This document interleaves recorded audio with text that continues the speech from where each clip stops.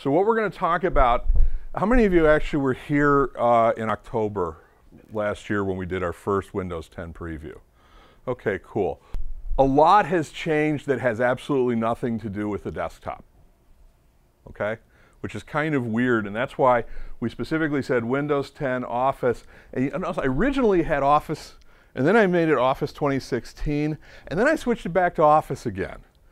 And we're going to talk about that because Microsoft's doing kind of the same thing.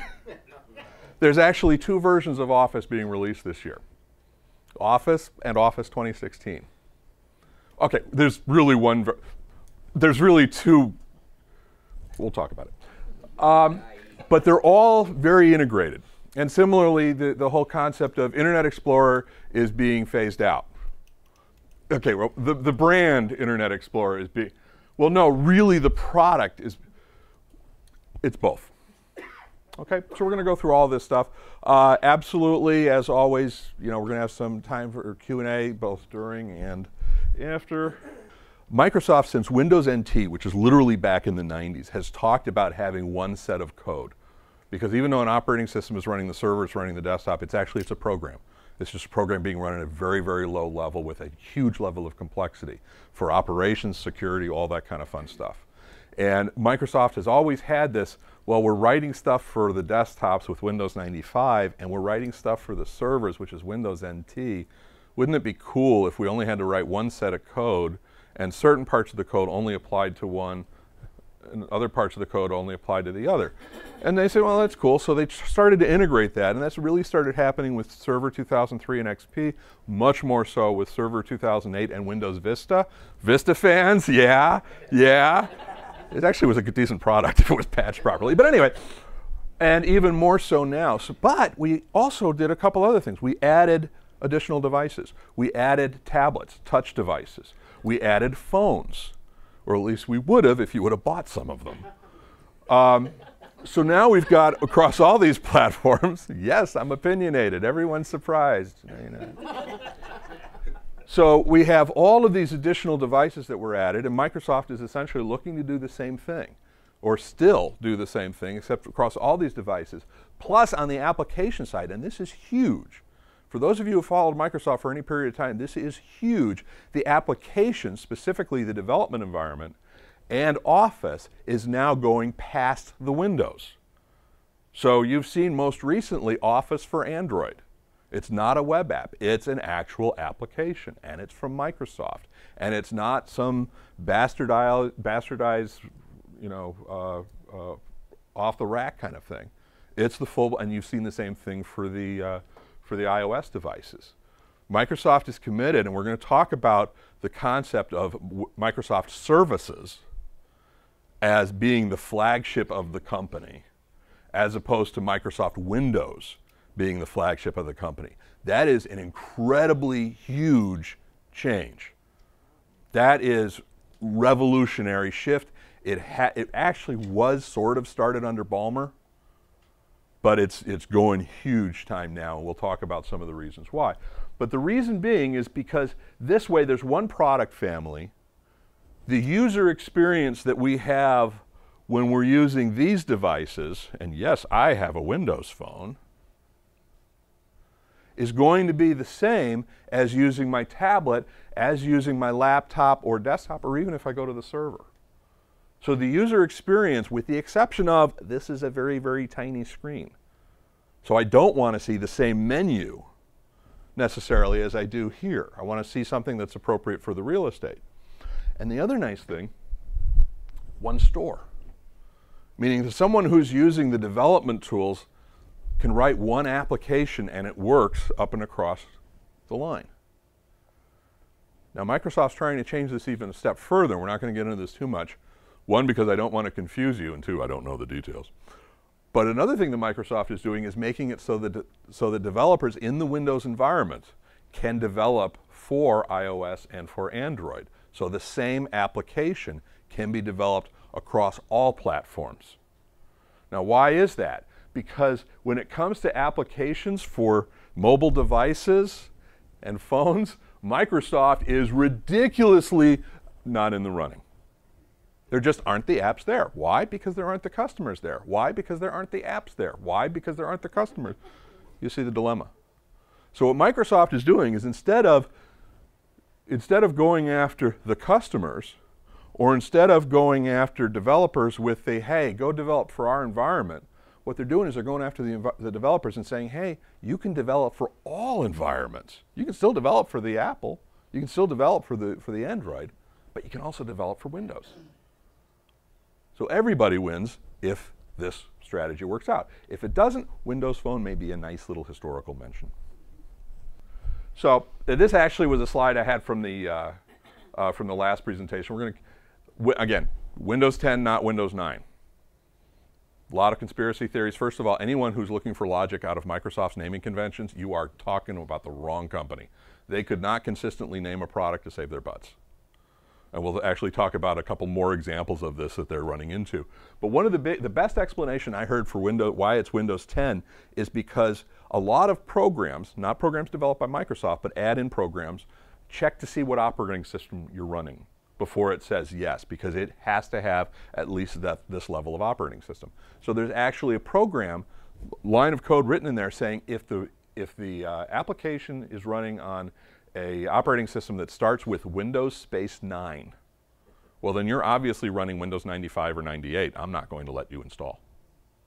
Because that made sense.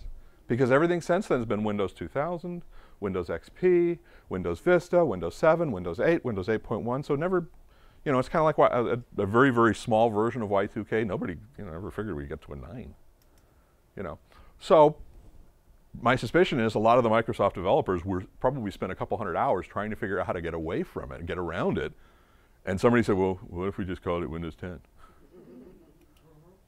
Oh, yeah, that'll work. So, again, we talked about the devices. Relatively speaking, if something runs on Windows, if something runs Windows 7, it'll run Windows 8, it'll run Windows 8.1, it'll run Windows 10. Now, for those of us who remember up to the Vista days, what happened every time you got a new operating system? It needed more. It needed more resources, it needed more power, the graphics requirements were higher, the memory requirements, the CPU requirements, all that. But since really Vista was the plateau. So the nice thing about this is this makes it so that upgrading to a new operating system is no longer that equals upgrading hardware. Think about this from a Dell standpoint. Think about this from hardware manufacturer's standpoint. They were counting on that. They were counting on every time a new OS happens, there's a hardware refresh. I don't think anyone's really thought through what this is actually going to mean to the manufacturers, especially when you look at the upgrade options, that people are going to have the ability to freely upgrade to Windows 10 from 7 or 8.1. So that's really going to be one of the interesting things that happens. A couple other things. The menu was a big issue. One of the complaints about Windows 8.1, and I'll be honest, I like 8.1. Actually, I was okay with 8 even. Again, it's kind of like Vista. The thing worked. You didn't know how to make it work, and from an end user standpoint, that was it. But a lot of the complaints was that it was not an enterprise-looking product. It was a consumer-looking product. Okay, fine. So what happens is that you had this whole generation of users who were used to, I'm going to click on that lower left thing, and it's going to show me what I can do, but it's going to show that in front of all the work I was currently doing. And then you had the people who were working on, you know, iPads, Android tablets and the like, who were used to this. I basically got this large device that shows me all of the things that I can or can't do. When we look at the Windows 10 environment, one of the first, and by the way, this is build 9926, which is the latest. This is now the menu, okay? So before, the menu, which originally started as the Metro, then became the Windows UI, and the reason being was because Microsoft didn't research the whole usage of Metro. But essentially what we had before is we had live tiles. And what live tiles are programs that actually will update in real time. So as information, if you think about like stock quotes or news or what's actually going, whatever. So when you brought up the menu, you would basically get not only a thumbnail of what the program does, but a thumbnail of what the information is that it's giving to you now. Okay, where did that come from? Well, if you remember back in Vista, we had the widgets over on the right, which kind of did the same thing, but they were on that desktop all the time. They took up real estate. Not too great. Okay, Windows 8, they broke it out so that they had that stuff, but only in this totally separate desktop. Now what they're trying to do is they're trying to keep a happy medium. And you can go with either like that, or you can switch to more of a full size. So you can switch back and forth to that. So depending upon how invasive you want this information to be, you can have that there. And the user can switch between the modes. So depending upon how the user feels about having this information available. Okay? This is probably the biggest change in terms of what's getting the press, because it's not the Windows 8.1 method. It's now the Windows 10 interface. It's better, it's cleaner, and this is still very touch enabled. So I can do just as much all of this activity through touch as well as using the mouse, the stylus, or anything between, which is kind of cool because that's what I want. Okay? So really, we're getting this interface broken, basically put in into play in a way that's both desktop and tablet, touch as well as mouse and keyboard. They found a way to kind of interface the two of them. One of the other things is if you have, and this is one of those where the desktop, and by that I mean this real estate for the screen that you're looking at, has been called, and I think it's somewhat realistic, the most valuable real estate on the earth. Because so much is coming to the user through this interface. Work, not so much work, all this coming simultaneously. How do we arrange it? How do we keep these things in some sense of order? So one of the things that Microsoft did was just by that, it'll give me a view of all of the things that I have open. And I can simply select on those. Was that an Alt tab that you used there? No, it's right there. Okay. But you'll also notice this, add a desktop. I can actually create multiple desktops. So if I want to, so now you'll notice I've got this other desktop and none of those programs are open that I had open. Okay.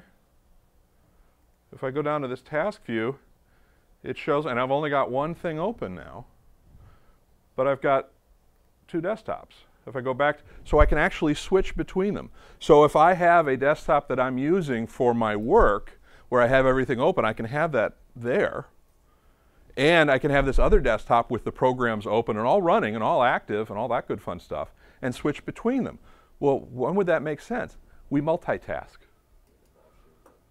Yeah, boss mode. This is boss mode professional. How much does that slow it down, though? Everything slows it down, no matter what additional task, but really the only task, because I'm running the same number of programs, I've just split them up. And really all I've done is I've put a dividing point. So not ridiculously so, all right? Now, to be clear, remember how I said it'll run on the same hardware?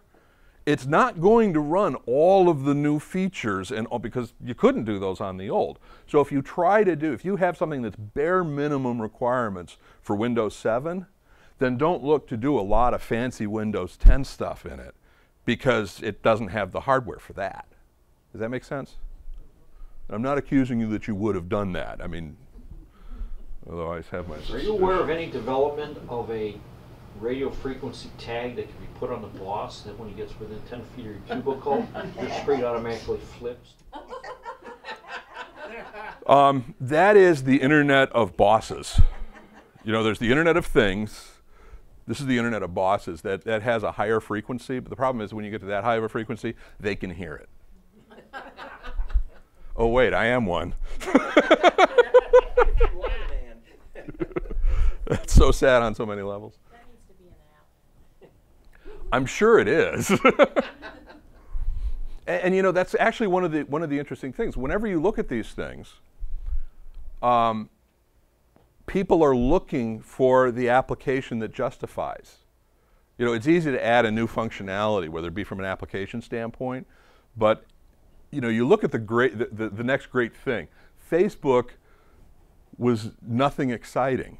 It was somebody had this really cool idea to use everybody else's technology to make this work. Not saying necessarily the boss tag, which it just involves a dart being shot from a gun. Anyway. One of the other things is Cortana. Something has to pay me respect. And if it's an inanimate computer that's running beta software that is likely to crash on me at any point in time, I don't care, I'll take it. So Cortana. Anybody know the origin of Cortana? That's not one of my guys? Halo. Okay, we've now identified at least one of the geeks in the room. What's that? Betsy, like it? So Cortana was a character in the Halo series, which was basically a computerized assistant that went around with the hero and blew things up. Okay, which doesn't sound properly or necessarily good on this, but you know. But what's happening is this is essentially similar to Apple's Siri on the Surface, because I'm running on a Surface. And Brandon, what is Google's version? Google Now. Google Now. Yeah, Cortana's like a hybrid between the two.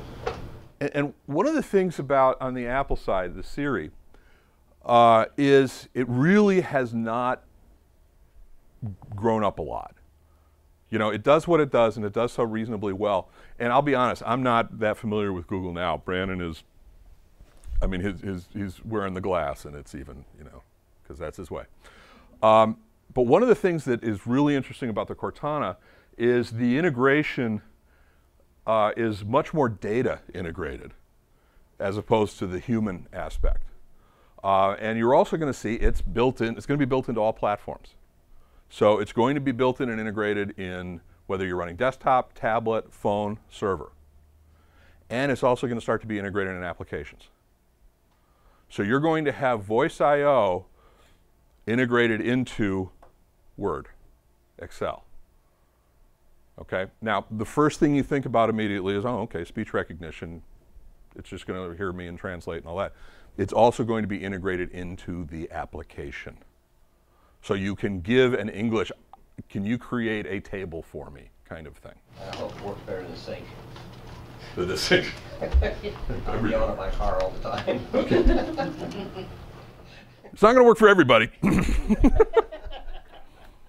And again, keep in mind, like everything else, it's 1.0. All right? And the idea, and this is one where, and I think this is partially because we're online, and also the Surface, this is a Surface 2, or Surface Pro 2, even though Microsoft's got, it's a Microsoft product and all that, the Cortana does not integrate as well. I should be able to simply say something like, hey Cortana, what's the weather like today?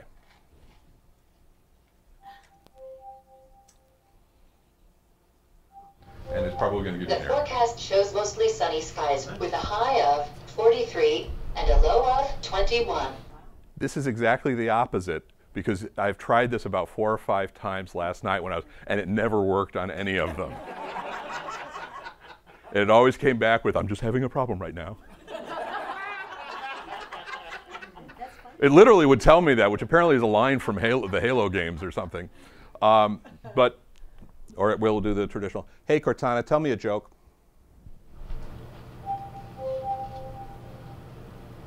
Why didn't the spider go to school? Because she learned everything on the web. Whoa. Yes. Now, the key thing on this is that right now, and this is not just aimed at Microsoft, but this is aimed across the board at all the technologies. You're going to see much more of this integrated into other applications. So it's not just a, hey, can you show me this? I want to do search, I want to find a direction, I want whatever. It's much more going to be available, A, on the applications that we're used to using, such as Office, but it's also going to be integrated into developed applications. And then you put that into, let's start doing remote desktop type of applications, let's start doing customer-centric applications, and you're starting to create engines whereby you can literally have customer service apps that are voice-driven. Okay, that are not, you have to go to some special equipment. It's going to be online, it's going to be remote, and it's going to be dynamic. So this, and again, not this week, but this represents a huge leap in terms of that human-computer interface. Okay, it's early, it's not there yet, unless you want a daily joke, but otherwise. Okay?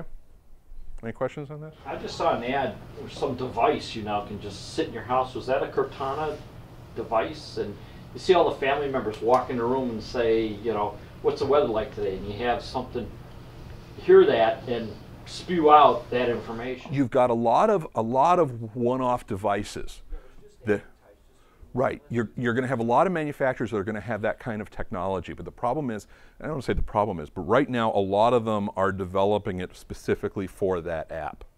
What this is doing is this is making that technology available very easily for developers. And it's kind of like the same thing that 15 years ago, if you wanted to develop a website, you had to know web tools. Well, the tools got to the point where you could integrate databases very easily into them. You could integrate all sorts of technology and really use them without being an expert in the database or an expert in the voice recognition or the like. So this is kind of like the technology that allowed Facebook to happen. It's the technology that's going to allow voice integration with a whole bunch of other applications to happen, which, when we start thinking about, you know, so let's do it this way. Let's make it so that when it sees the boss is coming, it can whisper into your Bluetooth, the boss is coming.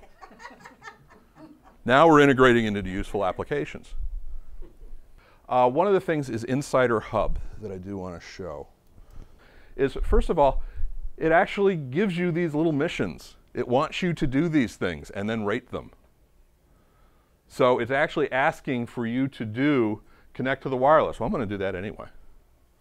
So you do, here's quick action in the Action Center. Here's the search across categories.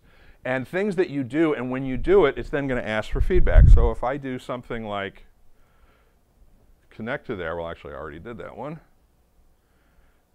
Then it'll ask for feedback. Quick action in Action Center, okay. Already did that. I'll show you what that means. So I'm going to say done. Is then going to ask me, what did I think of it? It was actually pretty easy. So I'm going to give it a 4 and just say, cool.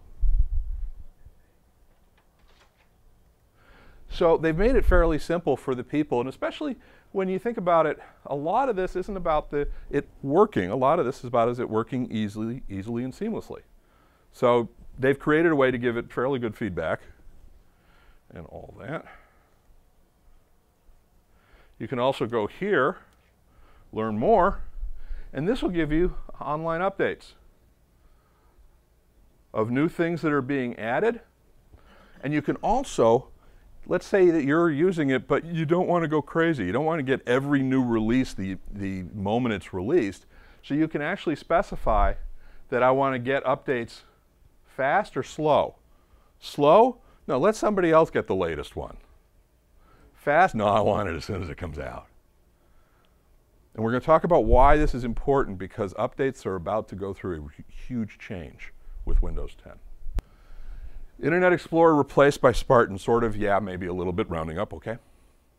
Everybody loves Internet Explorer, except for people who are humans. Internet Explorer is one of those things where it has a horrible brand name. Absolutely, absolutely, absolutely horrible. And you have people who will either use it because, yeah, it's the one it came with, or people who will use anything else because, God help me, I don't want to use that. All right. So what was it now? And Microsoft has been working on a totally new browser technology called Spartan. which means it'll be called something completely different in 3 months. And they announced, and they were always saying it's a new way of doing it, and it's a completely new browser technology, completely new browser methodology. And the announcement yesterday, some people heard, that Microsoft is dropping Internet Explorer. Well, sort of. First of all, absolutely, absolutely, absolutely, they're dropping the Internet Explorer brand. Okay, that's going away. But here's the problem. There are a lot of sites that only work on Internet Explorer. They don't work on Chrome because they're using Microsoft technologies. Whereas on the Chrome, they only, vice versa. And make good statements, bad statements, doesn't matter. If Microsoft simply introduces a brand new browser technology, that's going to make it kind of tough for the sites that are all working only on Internet Explorer. So it hasn't 100% settled, except for I will say this, Internet Explorer is on the way out. The brand will be dead. The product will still probably be there in 10 in some way, shape, or form or another. And there's going to be a huge push, especially on financial institutions, to work their websites away from requiring Internet Explorer. So there's going to be a big push for that. Now, whether that becomes that Chrome or whoever gets even more and more of the browser share, the market's going to decide that. But when you hear this, keep in mind we're really talking two things. We're talking brand and product. Brand, yes, going away. Product, yes, kind of going in a general awayish direction, ultimately sort of rounding up. Are they going to give it a deadline like they did XP? It depends on what happens. Because they're not incredibly stupid from the standpoint of if they give it an unrealistic deadline that simply says everybody go over to our competitors' web development tools as fast as you can, not very smart. And similarly, it has to be realistic. Because there are a lot of websites out there who will have to be completely rewritten, and that's unfortunately that's the way it is. Windows making transition to Windows as a service, and I've been saying this for years. Microsoft wants recurring revenue. They are and everybody does. Okay, I would much rather have a smaller number of dollars every month perpetuity than just getting a lump sum now, unless we're talking $1 million versus $1 a month. Okay, that's different. Microsoft's no different, and especially from the standpoint of Microsoft had Windows XP, which until a year ago was supported by them. They were actually incurring costs up until 2014 and getting no revenue from it whatsoever for years. Not a good business model. Whereas all the customers were like, thank you, I just gave you $100 11 years ago, and I haven't given you a dime since. Thank you very much. Same thing was happening with Office 2003. So what Microsoft wants to do is they want to encourage everybody to not do that anymore. So to pay a lot less money, but to then pay a regular amount of money, and you'll automatically be updated because it's Windows as a service. For this version of Windows, Windows 10, they're going to use the term, they're not going to be using it as it truly is a service. But make no mistake, it's heading in that direction. Companies are already doing that. Adobe, AutoCAD or Autodesk. Companies are transitioning to that point where if you want to use the product, you're going to pay a monthly fee. And for the most part, it works. The problem is for those of us who I bought a computer, I paid X amount of dollars for it, I'm not paying any more for it. You're going to be in trouble. Okay?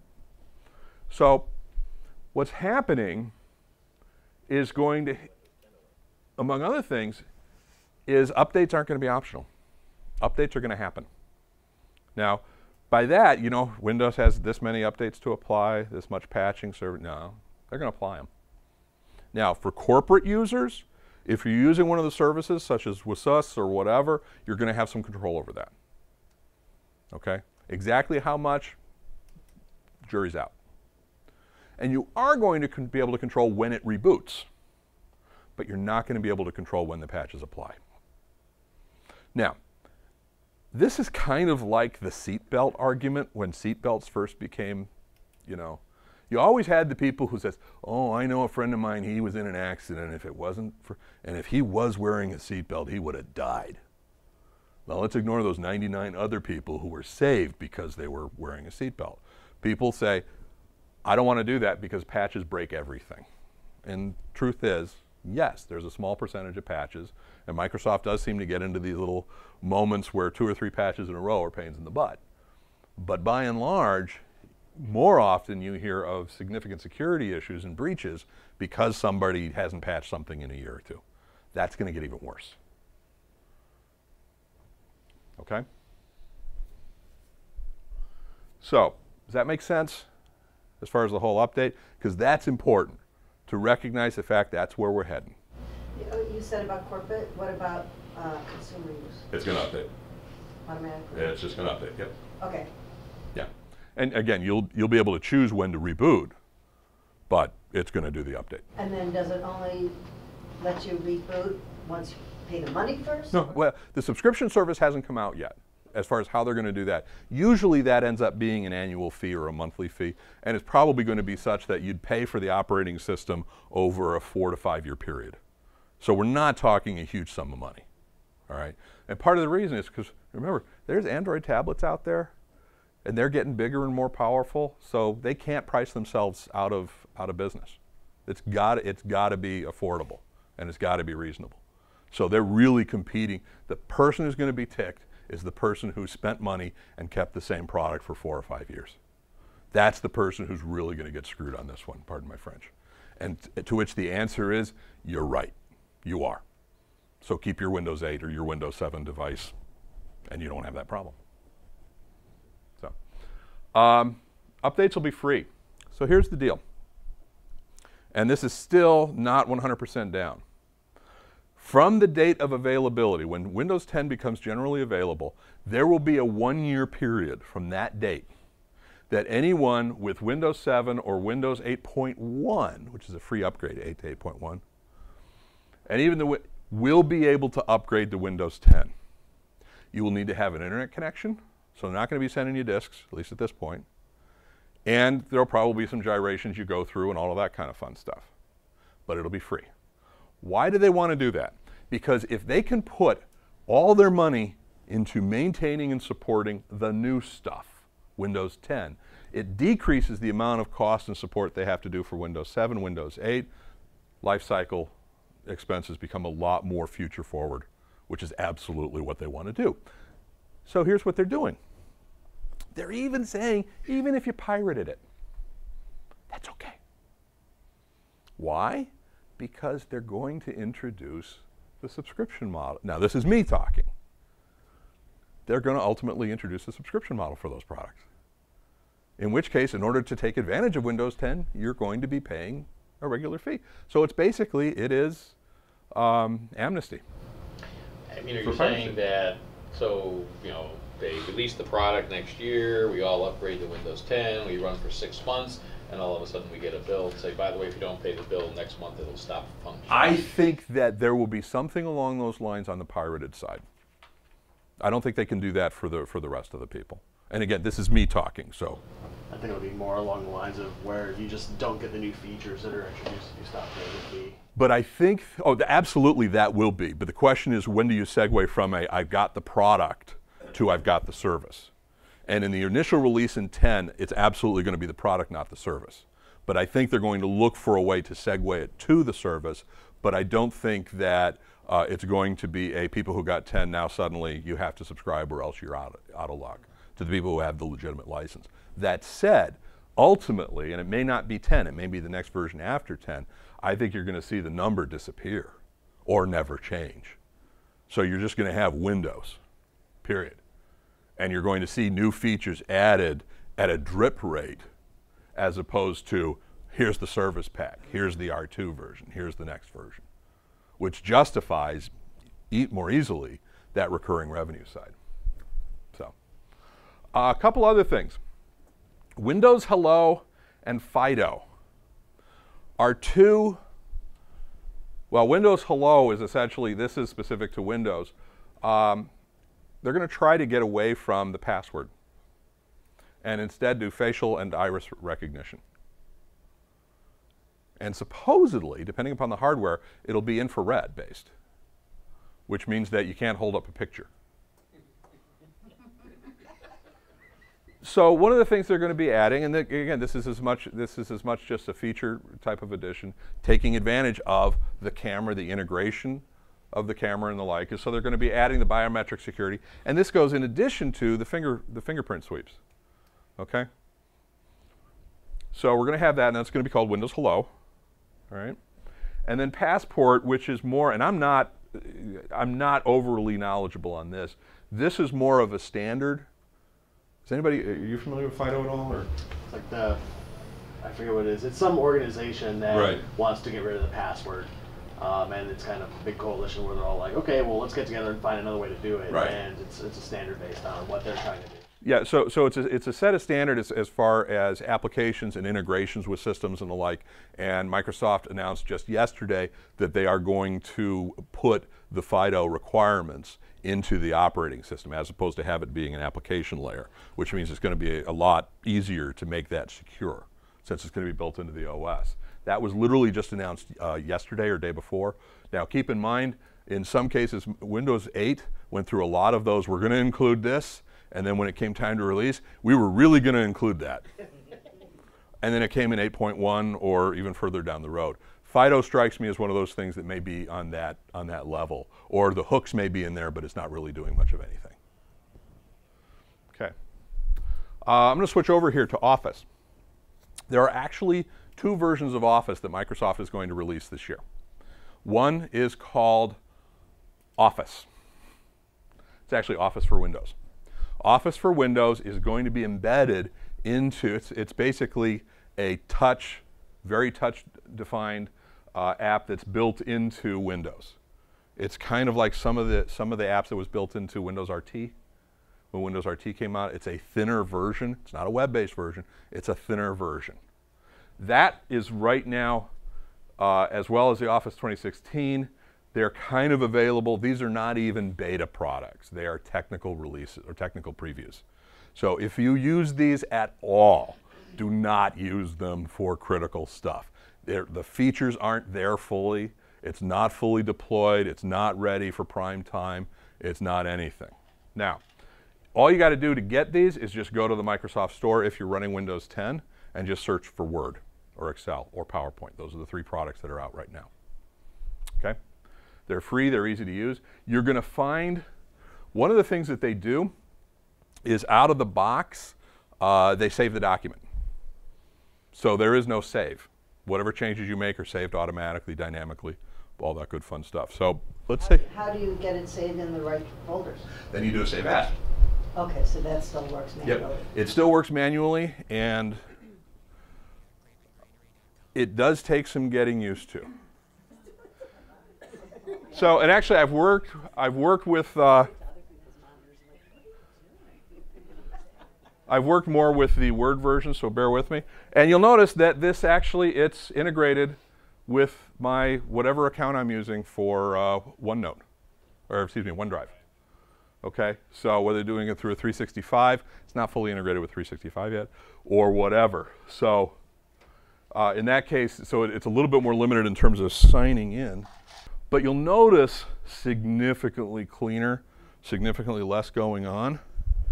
The one thing I do want to point out, you also have the ability to actually share and cooperatively update the document so you don't have to go through the OneDrive interface. Okay, so you can actually do online sharing on this with this puppy. But the key thing I want to go over right now was just to show you that, yeah, there are some additional features, but it's much tighter, much more integrated into the online experience. You'll notice there's no save. So a couple real quick things. One is you're actually going to have data loss prevention policies that you can actually apply to Word, Excel, and PowerPoint. Better storage control of Outlook. So you don't necessarily have to. Right now, you've got a little bit of control as far as how much is stored locally versus in the cloud. You're going to have a lot more granular. So if you want to, you can make it so that only the last 1 week worth of data will actually be stored on your system. The rest will be up in the cloud. It'll be transparent, but that will free up a lot of local space since most of us only work on emails that are within the last week or so. This is Microsoft's roadmap for 2015. This is at this point, these are the dates, and I stole this from Redmond Partner magazine. Now you'll notice that the link actually says this is the 2011 product roadmap. It's the appropriate link, strangely enough. But this is all the 2005 stuff. So you've got Windows 10, fall of 2015, Windows 10 for phone, fall of 2015, fall of 2015, all that good stuff. So you're seeing really, with the exception of Skype for Business, just about everything is third or fourth quarter this calendar year. Okay? You'll also notice you don't see Server 2016. That's already been pushed off till next year. Server 2016 is not coming out till 2016. And I want to talk about a little bit on Microsoft is Skype, which is, or excuse me, Lync, which is what we're using here for our online folks, is actually being rebranded as Skype for Business. It's essentially what Microsoft originally took was Live Meeting, which was kind of a go-to-meeting for nerds. They then brought in the Office Communications and built it into more of a go-to-meeting type product. Now they're taking it and really integrating it into Skype, which was always, it's been their intention for a while. So what they're looking for is they're looking to create a unified communications environment, which they have. They've had the servers and the ability to do that on premise for some time. But what's happening now is you're seeing the integration of the brand of Skype and Lync, which is going to give companies a really good way to not buy a PBX. Okay? Not buy a phone system. And it's going to have all the links and integrations that traditional Office does, so applications that might use it, classic CRM stuff, will be able to be more tightly integrated than before. Up till now, that's pretty much been an on-premise. You had to have the servers in-house. One of the things that I fully expect to be happening big time this year is integration in the cloud. So that small companies, and I'm not sure what the sizing is going to be, but small companies will actually be able to use this as their phone system. And there will probably be some desk sets and handsets that they can still use as well, but they can actually run their entire company phone-wise through a combination of mobile phones and tablets and desktops and have the whole bloody thing integrated and pay for it as a service. Okay? And there are a lot of third parties that do sort of, kind of, something kind of, maybe a little bit sort of like that. They're going to be in trouble because this is going to come out and it's going to be a commodity. PC refresh, talked about that a little bit. Again, if Dell and HP, you know they rely on companies refreshing their PCs every X number of years. That's where their PC sales come from. And they know that that, in a lot of cases, is kicked off by Microsoft coming out with a new version of Windows. If Microsoft with Windows 10 introduces more of a drip upgrade, so that upgrades come over casual and they just come over on a slow boat to China kind of thing, then the intention or the need to refresh the hardware every 3 years is nowhere near as strong because the hardware works. So these companies are going to have to figure out a different way of approaching. Now, they're assets, they're capital investments, so they still run out of steam, they still break, they still need replacing, there's still improvements, all that kind of thing. But they were able to lazily depend upon Windows. And that's going to go away. Really curious to see what's going to happen to that. HoloLens. Everybody remember Minecraft? Who bought Minecraft? Microsoft. One of the reasons they did that, and I think I even made a comment about it back then, is because it was such a weird open development and application environment that it just opened the doors for a lot of really interesting things to happen. HoloLens, which is basically their Google Glass, except a lot better. It's more like Oculus Rift. But essentially what it is, it's a pair of glasses that can superimpose virtual images as part of what you're seeing. So you could actually have someone join you in the virtual meeting sitting there. And you would see it as if they're sitting there. Okay? Now, you have the Minecraft type of thing, which creates a huge testing and development environment of people who are just going to want to create their virtual worlds that they can then be in. Okay? Because there's nothing preventing you from basically just being in that. Huge repercussions. And again, I look for the down the road, the cool things. So you're going to start going into that environment where someone is literally going to be able to walk into a human heart and basically say, because of the mini bot, the nanobot that is broadcasting live images, they're actually going to be able to look at this ridiculously large picture and virtually go, okay, that's the tag. We need to look at that. We need to do that. Okay. Last gasp for Windows Phone. Microsoft really has made some cool advancements as far as Windows Phone goes, and the market has responded with absolutely no interest. There's been little or no market share been added. Now they bought, who did they buy? Was the manufacturer that Microsoft bought? The phone manufacturer? Nokia, thank you. Which should have done more, and it didn't. I'm pretty sure that Windows 10 is going to be the last gasp for Windows Phone. You're really seeing, Satya Nadella is now the CEO, okay? Revolutionary change. Ridiculous revolutionary change. The amount of resource that is being dedicated to the switch over to revenue and the switch over to service as opposed to Windows is ridiculous. Ballmer talked it, and I think he got a lot of resistance in doing it because he was, he's been there from day one. So I'm not going to say it's entirely because he's gone, but there's no question. Read some of these guys. This guy has some good blogs, some good articles. Read it. If you're interested as far as where the industry is going. And one of the key takeaways here is Microsoft is actually, in my opinion, starting this year, they're actually inventing stuff again. Okay? And it's been a few years since I've been able to say that. And in a lot of cases, it's service. And it's really just the arrangement and the application of the service. And in some cases, we're doing the same thing we were doing before. We're just doing it with an incredibly increased level of flexibility. And whether you look at it from an Azure standpoint, from a 365 standpoint, from a CRM standpoint, from the enterprise mobility suites, all of which are services for Microsoft. You add Windows as a service, you add Office as a service, and then the whole concept of Microsoft sells software goes away. A majority of their revenue now comes from services. And the one thing I will say about Microsoft is that they have made several complete about faces adapting to the new paradigm shifts of technology. Whether you say the local PC base to server, the server to internet, internet to security, security to service, all that kind of thing. No other IT company in the history of this planet, to the best of my knowledge, has ever been able to do that kind of flexibility. Every other company has been this is their core, this is their, we can talk all about the WordPerfects and the Ashton Tates and the Borlands and the Lotuses and the IBMs and the Digital Equipments and the Wangs and all that fun stuff. No one's been able to adapt as well as Microsoft has. And I really do think, and if I think something sucks, I say something sucks.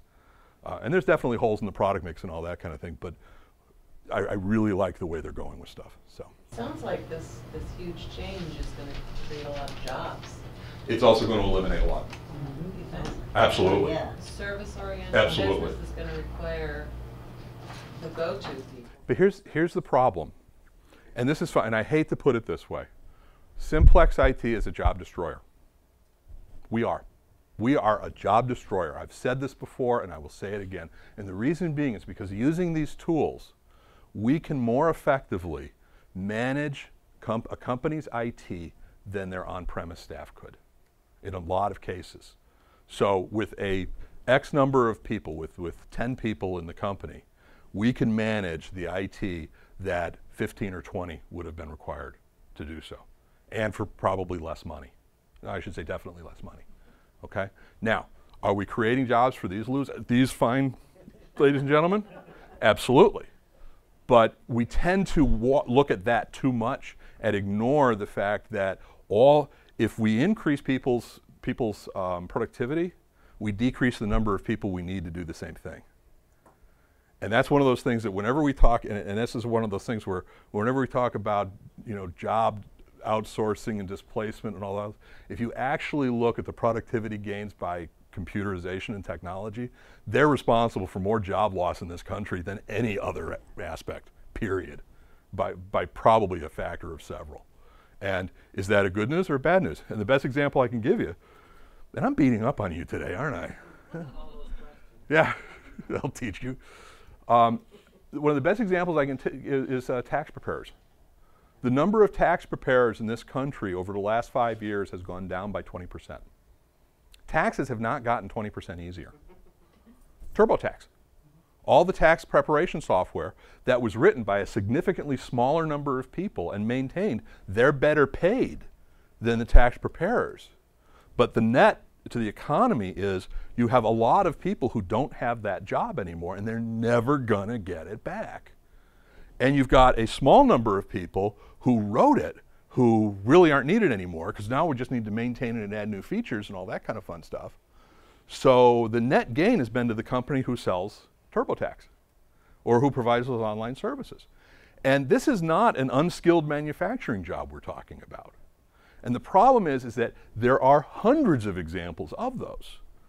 And this is going to do absolutely nothing but increase. And people will say, well, the new technology adds new jobs. Yes, it does, but almost never at the rate it removes them.